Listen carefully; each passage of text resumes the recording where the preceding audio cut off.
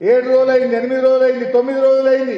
మనిషికి ఏమైతుందో ఆందోళన పట్టుకున్నది. అందరిలో ఉత్కంఠ నెలకొన్నది. టీవీలో చూస్తున్నటువంటి మహిళలు, ఉద్యమకారులు కేసీఆర్ చూసి చాలా మంది కళ్ళల్లో నీళ్లు పెట్టుకున్నారు.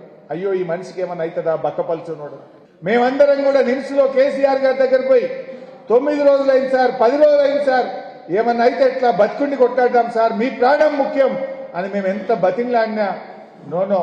నేను ఒకటే మాట చెప్పిన, అయితే తెలంగాణ జైత్ర యాత్ర, లేదంటే నా శవయాత్ర, నేను విడిచేదే లేదు నిరాహార దీక్ష అని ఆయన పట్టుబట్టి కూర్చున్నాడు. ఒక్కొక్క గంట, ఒక్కొక్క క్షణం ఎంతో టెన్షన్ లో గడిపిన ఆ రోజుల్లో ఆయన పట్టుదల, ఆయన ఉపవాస దీక్ష ఢిల్లీని కదిలిచ్చింది. ఢిల్లీ నుంచి అప్పటి కేంద్ర హోంమంత్రి చిదంబరం గారు మన జయశంకర్ సార్ కు ఫోన్ లో లైన్ లోకి వచ్చింది. భయపడిపోయింది. కేసీఆర్ కి ఏమన్నా అయితే అసలు హైదరాబాద్ మొత్తం ఆగమైపోతుంది అనేటువంటి భయం పట్టుకున్నది.